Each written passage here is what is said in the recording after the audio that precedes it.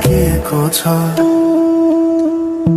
साँझको घाम जस्तै ओझेल पर्यो प्रेम, तर जलिरहेको छ भित्रै त्यो नेम। कसरी बिर्सु तिम्रो दृष्टिको मादकता,